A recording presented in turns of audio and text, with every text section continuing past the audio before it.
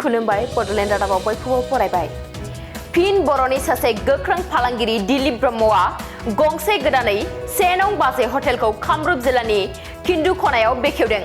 कामरुप जिल्लानि सांसारियाव थानाय बाजै हटेलनि बिगोमा दिलीप ब्रह्मआ फिन गोदानै गंसे 1 नं बाजै हटेलखौ किन्दु खनायाव बेखेवदों। मोनसे समाव बानलुनि फालांगि खालामनानै गिबियै खम रांजोंनो फालांगि जागायजेननाय दिलीप ब्रह्मआ दिनै गंसे नङा गासै गंब्रै 1 नं बाजै हटेलनि बिगोमा जानो हादों। बेनि अनगायैबो गंब्रै 1 नं बाजै हटेल फसंथानानै सा 400निबो बारा लाइमोनफोरनि थाखाय थांनानै थानायनि राहा खालामनानै होदों दिलीप ब्रह्मआ। थारैनो गोग्गाथाव बर' हारिनि गेजेराव सासे राफोद फालांगिरि जानानै बर' हारिखौ गोजौ फारसे आवगायहोदों दिलीप ब्रह्मआ। गिबियाव सांसारियाव 1 नं बाजै हटेल, नैथियाव बुरा कहरायाव 1 नं बाजै हटेलखौ बेखेवो, थामथियाव किन्दु खनायाव 1 नं बाजै हटेलखौ बेखेवो आरो ब्रैथियाव रङियायाव बेखेवगोन होननानै फोरमायदों दिलीप ब्रह्मआ। मख'नो गोनांदि दिनैनि बे 1 नं बाजै हटेलखौ बेखेवनानै होयो आसाम रायजो बिजेपिनि आफादगिरि एबा रङिया बिधानसभा बियाबनि एमएलए भवेश कलिताया। बे बेखेवनाय हाबाफारियाव ओनसोलनि समाज सिबियारि आरो गोबां रायजो राजानि नुजाथिनायाव मोजाङै मोजां जानानै थाङो। नाम्बार 1 बाजै जितु हटेल आर्ट धाबा इन'ग्रेसन सेरेमनियाव आंखौ सासे होफाखांथि हिसाबै लिंहरनायलाय आं बेवहाय उपस्थित जाफैनो हादों आरो बेवहाय आंनि गोसो गोरबोनिफ्राय बिथां बिगोमा दिलीप ब्रह्म बिथांखौ आरो बिथांनि गासै स्टाफ एन्ड फेमिलिखौ आं गोसो गोरबोनिफ्राय शुभेच्छा हुबाखि आरो कंग्रेचुलेसन होदों आरो आसा खालामदों इन फिउचार बिथांनि बे जिथुनिखि stamina in the business line आरो बिथांनि जिथु सार्भिस मेन्टेलिटि बे जाहाथे आरो आपग्रेड जाथों आरो बेखौ आङो हास्थायनानै बिथांनिसिम शुभेच्छा ज्ञापन खालामो। आरो एनकारेजेबोल बाथ्राया जादों दि बिथाङा जाबायदि सिटुएसननिफ्राय A to Z आपग्रेड जाबोबाय थादों बेखौ जों अरायबो सापर्ट खालामगोन आरो बयबो बिथांखौ सापर्ट खालामनांगौ आं बेखौ खावलायनाय थायो। येस डेफिनेटलि जि समाव जोंनि मानसिफ्रा जोंनि सेंग्राफ्रा गुबुन गुबुन रायजोआव थांनानै एमप्लय जानो बाध्य जादोंमोन खिन्थु बिथांनि जिथुनिखि बिजनेसनि जिथु एनलार्जमेन्ट बे एनलार्जमेन्टआव जोंनि गोदान इयुन जेनेरेसना बेवहाय एमप्लय जानायनि खाबु मोनगोन आरो बे जिथुनिखि लाइन एंगेल बे एंगेलथिं थांबाय थायोबा इन फिउचार आरो बहुद सेंग्रा सिख्लाया बे लाइनथिं बा बिथांनि हेफाजाबाव बिथांनि बे माबायाव टीमाव हाबनानै गावखौनो एमप्लय खालामनानै सार्भिस होनानै गावनि फेमिलि आरो गावनि इन फिउचारखौ ग्रथ खालामनो हागोन बेखौ डेफिनेटलि बे बिजनेसाव दंखायो आरो बेबो बाजै हटेला मोनसे ब्रेन्ड हिसाबै जिहेतु ओंखारबोदों आरो जेरावनो मेरावनो जिहेतु बाजै हटेल दंना गैया बेखौ बयबो जिहेतु हास्थायो नागिरो थ' बाजै नाम्बार 1 सिन बे आरो गोग्गाथाव आरो आसा खालामो जोंनि इयुन जेनेरेसनखौ बिथाङा जथेस्थ' एमप्लय खालामनो हागोन आरो बेखौ आङो हास्थायनाय दं आरो फोथायनाय दं। আহরা কেন্দ্রকোনা যে SSB অর্থাৎ সশস্ত্র সীমা সুরক্ষা বল আছে তার নাতিদূৰত 31 নম্বৰ 4 লেন হাইৱেৰ ওচৰত এখন নতুন খাদ্য সম্ভাৰ আমাৰ দীপ্তি ব্ৰহ্ম ডাঙৰীয়াই আজিৰ পৰা আৰম্ভ কৰিছে। মই শুভেচ্ছা জনাইছোঁ, ধন্যবাদ জনাইছোঁ, গজংথাং দিছোঁ আৰু আশা কৰিছোঁ সন্মানৰ ৰাইজে সুস্বাদ্যৰ এখন সম্ভাৰ ইয়াত পাবলৈ সক্ষম হৈছে। আৰু নিশ্চিতভাৱে এখন এথনিক্স অৰ্থাৎ পৰম্পৰাগত খাদ্য জনগোষ্ঠীয় খাদ্য এজন জনজাতীয় ব্যক্তি হিচাপে ইমান ধুনীয়া এটা বিজনেছ আৰম্ভ কৰিছে। মই তেখেতক শুভেচ্ছা জনাইছোঁ আৰু ধন্যবাদ জ্ঞাপন কৰিছোঁ। ৰাইজক কি আহ্বান জনাব? ৰাইজক আহ্বান জনাম সুন্দৰভাৱে ব্যৱস্থিতভাৱে লগতে কোনো ধৰণৰ অসামাজিক কাম এণ্টি ছ'চিয়েল এক্টিভিটি নচলোৱাকৈ সুন্দৰভাৱে এই বিজনেছ ৰান কৰক মই তাকে কামনা কৰিম। পৰা এখন হোটেল আছিলেই কিন্তু যেতিয়া আমাৰ ব্ৰহ্ম চাহেব মোৰ ওচৰলৈ আহিলে আহোঁতে তেতিয়া মই আগতে চাংচাৰীত যিটো চলি আছে দৰা কহৰাত বাজৈ হোটেল সেইটো মই দেখিছিলোঁ। দেখি পেলাই মই তেখেতৰ প্ৰস্তাৱত সন্মতি জনাই ৰাইজৰ উপকাৰৰ অৰ্থে আনএমপ্লয়মেণ্ট ইউথবিলাক ইয়াত জড়িত হোৱাৰ আশাৰে তেখেতক মই এই মোৰ গোটেই মাটিখিনি তেখেতক দিছিলোঁ আৰু মোৰ আশা পূৰ্ণ কৰি তেখেতে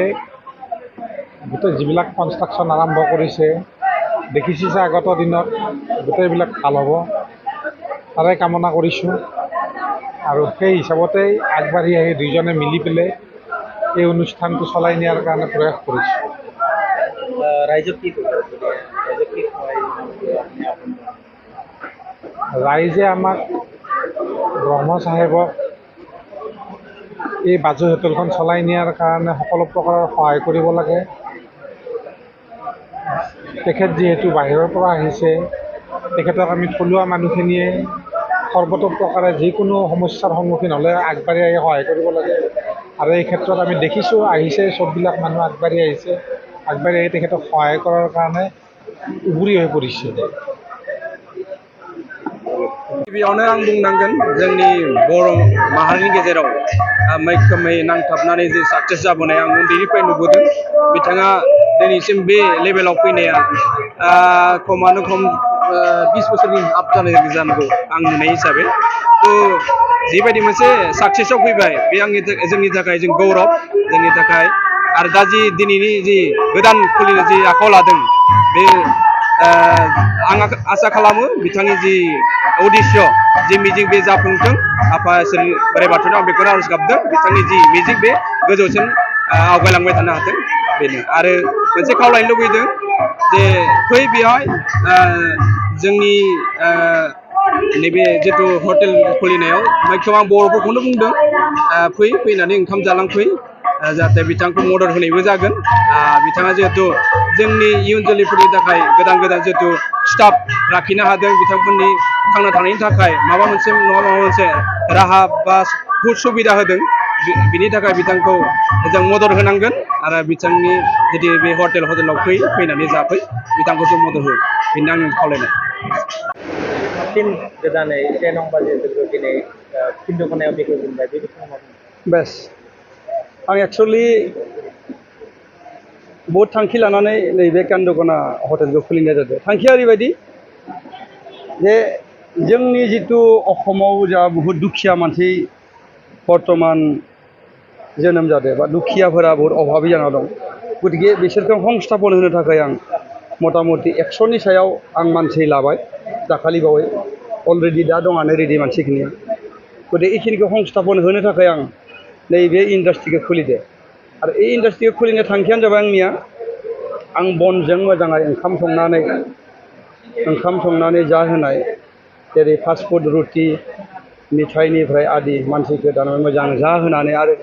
गथ'फोरनि थाखाय आं खेल धेमालि लादों इयाव जेरैहाय मारुतिजों रिमटजों गारि सालायनानै खुदियाफोरा एन्जय खालामनो हानाय आरो लोगोसे जाम्पिंआव खेला गेलेनो हानाय बिभिन्न गोजौआव गाखोना गाहायाव नामायनो हानाय खुदियाफोरनि थाखाय एक्सारसाइज बे प्रस्तुतखौबो आं लादों आरो नैबेहाय बिदिनो गथ'फोरा खुदियाफोरा गेलेलांनायजों लोगोसे आंनि हटेलाव जानाय लोंनायबो मानसिफोरा आपग्रेड जालांथो आं नेचारेल खायद' होनानै बेफोरबायदि आग बारायदों आरो बेखायनो आं रायजोखौ खावलायदों जे नोंथांमोना जिमानखिनि जोंनि एरियानि मानसि बा ओरै गुवाहाटियाव फैयोब्लाथाय हाबलांनानै आंखौ मदद होगोन होननानै आं अनुरोध खालामो आरो मदद होलांदो आंनि हटेलाव हाबलांदो थाइसे थाइनै आंनोबो होलांदो खेल धेमालि खालामलांदो जानानै गोजोननानै थांदो बेखौ लुबैनानै दायो आदाना मोनबेसे जाखो बर्तमानथ' मोनब्रै जाना दङ बेफोरबायदि आरो बर्तमान सानसारियाव थाबाय दुराकरायावनो मोननै इ मोनसे आरो आं अलरेडि 15 बिगा हा लाबाय रेलवेनिफ्राय रङिया टाउनाव नै 15 दिननि उनावनो खामानि मावना फैगौ मासाव अपेनिं हाया रेडि जाबाय जों 13 तारिखनिफ्राय खामानि मावगोन आं बेखौबो मेसेज होदों बेखायनो रङिया एरियानि जिमानखिनि मानसि दङ नोंथांमोनाबो जाहाथे आंखौ हेफाजाब होनानै आंनि बै इन्डास्ट्रियाव नाव जावनायनिफ्राय खेला गेलेनाय खुदियाफोरनि बिभिन्न जानाय लोंनाय आयजन गथायखिनि एरेन्ज थागोन मिन पालननिफ्राय बेयाव जाहाथे लैहोर लैहोर फैना मदद होयो रङिया एरियानि टाउननि मानसिफोरखौबो आङो गुरै खावलायखाबाय जाहाथे आंखौ मदद होयो जानाय लोंनायाव बबेखौनो बांसिन गोसो होनानै आदाया गला खुलिनाय जायो बेस जानाय लोंनाया जाबाय नाम्बार 1 जोंनिया जेरै खायद' बर'नि खायद' ओंखाम नङाबा सलिया ना बेदर नङाबा सलिया आं बेखौ खोब गोसो होनानै जाहाथे मेडिसिन होयि बुस्थु थलुवा बनजों बानायनाय बे बुस्थुखौ होनायनि थाखाय लाहार फाहार खालामदों आरो बेखायनो नोंथांमोना मदद खालामदो रायजोखौ खावलायो आरो बबेनिफ्राय स्टार्ट खालामजेनदोंमोन जिहेतु आरो दिनै गंब्रै जिहेतु से नं बाजै हटेलनि बिगोमा जानो हाबाय बबेनिफ्राय स्टार्ट खालामजेनदों? बेखौथ' आं आगोलनो बुंदों आं प्रथमथ' बानलु बेफारसो खालामोमोन बै लामाखै जेथिया बानलु बेफार खालामबाथाय खेथि मावबा ओमफ्राय बेलेगफोरा गारि सालायना थाङो गारि सालायना थांबा सानोमोन बिदि गारि बायनो हागोन ना 4 साखानि बाथ्रायाथ' बेलेग साइकेल गंसेखौनो बायनानै क्षमता गैयामोन थिग बेफोरबायदि दिनै आगबारि एसे स्टेजाव मोनफैदों आरो गतिके गंब्रै दखान होनानै हय खम जाबाय 400 जोंनि एमप्लयखौ आङो लाखिनो हानाय बर्थमान आग बारायबाय आरो जोङो माखासे समाव नुनो मोनो गला होनानै बा दान मोनसे बा 1 बोसोरनि उनाव थैलांनायखौ नुनो बे माबाफोर जाहोन दं? बेफोरो जाहोन थायो बेफोर जाबाय बिसाकजों खाना होनांगोन सैथोजों खाना होनांगोन हद गोसोजों खानाखौ बानायना होनांगोन निजेनि साननानै निजेनि जेरै फिसाखौ जोङो जाहोयो मोजाङै रायजोखौबो बेफोरबायदि जाहोनो हानाय गोसो थायोब्लासो नोंनि दखाना सोलिगोन जुदि बिगुमाया जुदि फैसाखौल' ख्लाव लायोबा फैसाखौ किबागे लुटिनो जुदि बेखौल' थान्दा खालामोबा केथियाव बे साक्सेस जानो हाया मिसुलियाजों खाना होयोबा जाया जेरै आं मोनसे सान्स मोननायाव बुंनि एम्फौ आंनि दखानाव एम्फौ मोनदों होनना सानैसो मानसिया एडभार्टाइस होदों खाथियाव दखान दङ खाथियाव दखान थानायनि थाखाय एगेन्स्ट पार्टि आंनि दखाना थैलांथो बेफोरबायदिबो जानो हागौ बा बिभिन्न बिथिङाव बिभिन्न माबा मोनसे रुप लानाबो फैनो हागौ आरो बे एम्फौखौ आं नायदो बे फान्थावनि एम्फौ माने जों मेडिसिन होआ ना अरिजिनेल फान्थावनि एम्फौ आरो बे फान्थावनि एम्फौआ फैनोबो खोथानि खोथा सिङाव थानाय एवनायाव ओंखारनो हागौ खिन्थु बे खुनु साइड इफेक्ट जाया आरो आं बेखौ बुंदों गतिके बेखौ गिनो लागा खोथा गैया जोंनि नोंबाबो नङाबाबो आं खोथाखौ बुंबाय आरो बे निउसआ बेबायदि ओंखारदोंमोन गतिके बेखौ नोंथांमोना गिनाङा आरो जों बेफोरबायदि होग्रा मानसि नङा आरो होग्रा मानसिया थारमाने बारायै बुंदों आरोखि आरो जोंजों खुनु मोगा मोगि फेस टु फेस जानो जायाखै जों जेबोआनो मिथिया गतिके बे डुप्लिकेट मावदों होननानै आं एकदम डाइरेक्ट बुंबाय आरो नङाबा आं बिगुमा हिसाबै मिथिनांगौमोन आंखौथ' फेस टु फेस खालामना निउस लागौमोन जे नोंथांनि थालायावनो बेखौ होदो जों बिदिथ' बुंनानै दम गैया क्षमता गैया सेक्रेटारि सिरि होदो बेखायनो आं गासै बर'नि हारिनि मानसिखौ बुंदों आरो एसामिसफोरखौबो बर'जोंनो बुंबाय गतिके बेखौ नोंथांमोना सिन्था दा खालाम नैबे समाव मा बुङो जिहेतु आदाया जाय बर'फोरनि गेजेराव सासे जाफुंसार बिजनेसमेन बुंजायो बे बिथिङाव बिदिहाय बेखायनो आं ओरैखौ खावलायो आरो आं बायदि नोंथांमोना हयथ' आंनिसाय बांसिन नाजानो नोंथांमोनाबो आगबायबो बे बहाय खालामनो थाखाय अकल हिक्खाखौ नाङा मानसिनो अभिगथा नांगौ थाखा फैसाबो नाङा आंनि हिसाबै आरो आंहाबोथ' फैसा गैयामोन मानसिनो बिस्साक नांगौ भगबाननि हद सैथो लामा नांगौ भगबाननि आरलनजोंसो थारमाने भगबाननि लामाजोंसो आगबायलांनो हायो हदाय भगबानखौ लोगोआव लानांगोन भगबाननियाव सोङै मावनांगोन अब्लासो दावगालांनो हायो बेखौ